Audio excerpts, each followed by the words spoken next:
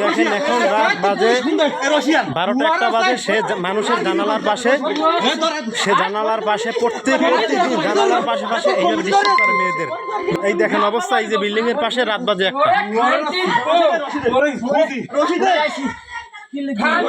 আসসালামু আলাইকুম। আমি একজন অসহায় ব্যক্তি। আমি মোটামুটি টুকটাক একটু ক্ষুদ্র ব্যবসা করি। আমার 4টে বাচ্চা কাচ্চা, আলাদা আলাদা শিশু 4টে বাচ্চা কাচ্চা লই আমি ইনকামের মানুষ। আল্লাহ আমার সামনে শত্রু, এরা পরিকল্পিত ভাবে।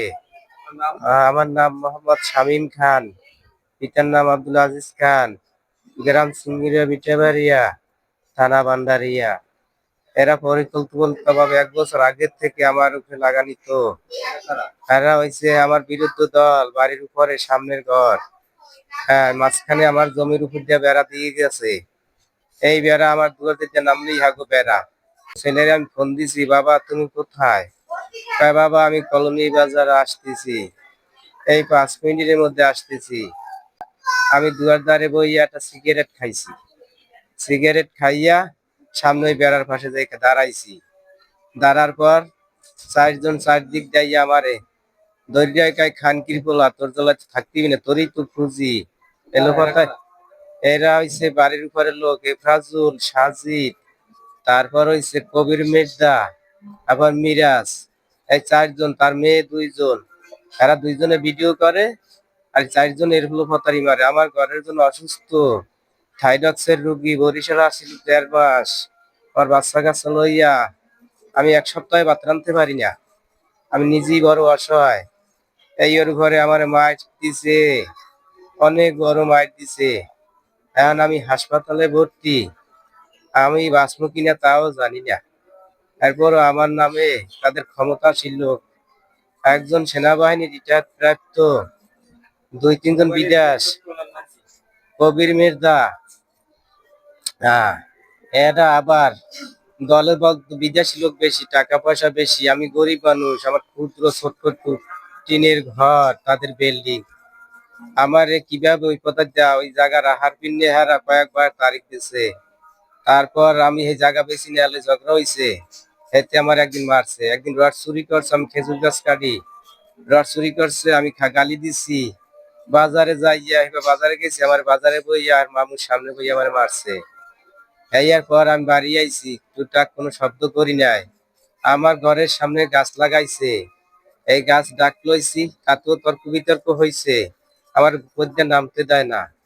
তর্ক বিতর্ক হওয়ার পর এই আক্রমণ তাদের মনে রয়ে গেছে। তারা আমার বাড়িওয়ালাতে বলে, তারা পাড়া প্রতিবেশী, তারই ওই ছেলে বিয়ে করছে, তার শাশুড়ি, যে স্বামী মেরে রাত্রে বাইরে নামতে দিও না, তাহলে করলে একটা ক্লাসে চাপা মার দেবে।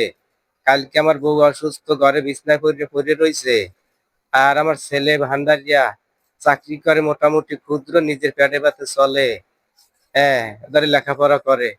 এই ছেলেরে ফোন দেওয়ার পরে আইতি না আইতি আমার ওই দড়িটা বেড়ার দায়িত্বে লইয়ে গেছে। বেড়ার ওই কুলে নিয়া নেছে।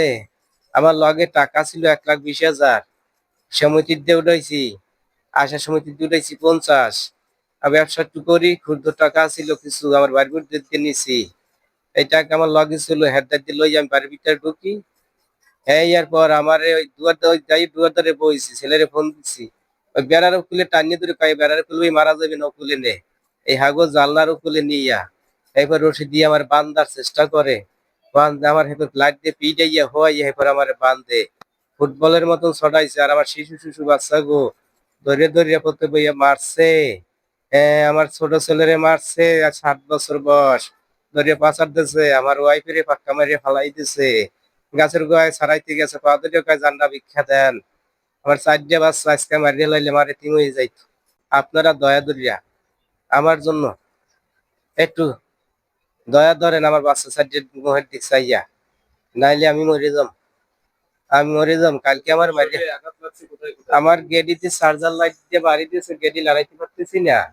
এই আহা ফুলাই হেলাইছে চার্জার লাইট দিয়া, বিদেশি লাইট। তারপর আমার ঠ্যাং ফাড়াই হেলাইছে। এই দেখেন, এই দেখেন, এই আরো আমার রাবিদি ভাগ্নি, আমি কি নির্যাতন করবো। আরো আমার ভাগ্নি, আর আমার দুয়ার দ্বারে বিল্ডিং, আর আমার টিনের ঘর। আমি আমার দোষ দোষ আমি জানলার পাশে বলে যাই খারাই মারছি, ওতে আমার ধৈর্য নিয়ে জানলার পাশে হালাই যাবে মার দেবে ভিডিও করে। তোরেই তো খুঁজি আমার দুয়ারদের ধরে লই গেছে জাগাইয়া। আমি সরকারের দ্বারা এই বিচার চাই। আমি কোনো বিচার পাবো কিনা জানি না। আমি বাংলাদেশের লোকের দ্বারা আমি বিচার চাই। আমার ছেলে তিনটা ছেলে একটা মেয়ে, সব লেখাপড়ার পরে 1 2 পরে 3 পরে। এদের মধ্যে দিচ্ছে আমি আর বিচার চাই। আমি আর কইতে না পরানটা যায়।